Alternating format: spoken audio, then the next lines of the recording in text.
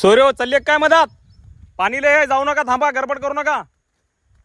गावाकडे चला हो सोर्यो, थांबा थांबा सोर्यो, आपल्या तर हा एक दिवस मात्र जाऊ नका, पाणी जास्त आहे. सोर्यो वापस या, सोयऱ्या वापस ये, मी रोजचा हो, गावातला हो. अरे बाबा वापस ये. बघू शकता मित्रांनो, हा कवडीचा मित्र आहे. मी त्याला परिचय विचारला पण तो ऐकायचं काय नाव घेत नाही. आणि लोक म्हणतात की तुम्ही व्हिडिओ घेऊ असतो त्याला वाचवायला पाहिजे होतं, पण तो काटावर होता. त्यावेळेसच मी त्याला खूप समजावून सांगण्याचे प्रयत्न केले. पण आता बघू शकता आपण की तो पाण्यामध्ये गेलेले आहेत. आणि मी जाणीवपूर्वक व्हिडिओ घेत आहोत की मला जाणीव आहे याची की बाबा टू व्हीलर या ठिकाणी जाऊ शकत नाही. आणि पाण्याचा दाब खूप असल्यामुळे टू व्हीलर आणि धाराच्या विरुद्ध दिशेला तो जात आहे. त्यामुळे मी समजावण्याचे प्रयत्न केलेले आहेत. पण बघू शकता तो मित्र पाण्याच्या मध्यभागी गेलेला आहे.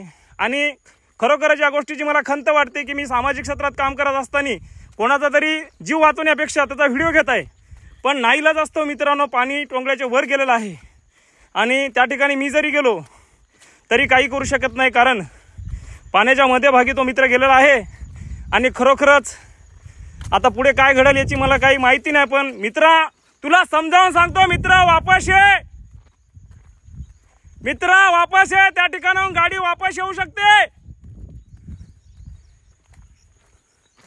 बघू शकता मित्रांनो, असे तरुण मुलं जीव धोक्यात घालून प्रवास करत आहेत. मी त्यांना खूप समजावलं व्हिडिओ घ्यायच्या पहिले की निवगा मार्ग तुम्ही जाऊ शकता, तो कवडीचा आहे मित्र, त्यांनी मला असं सांगितलेलं आहे.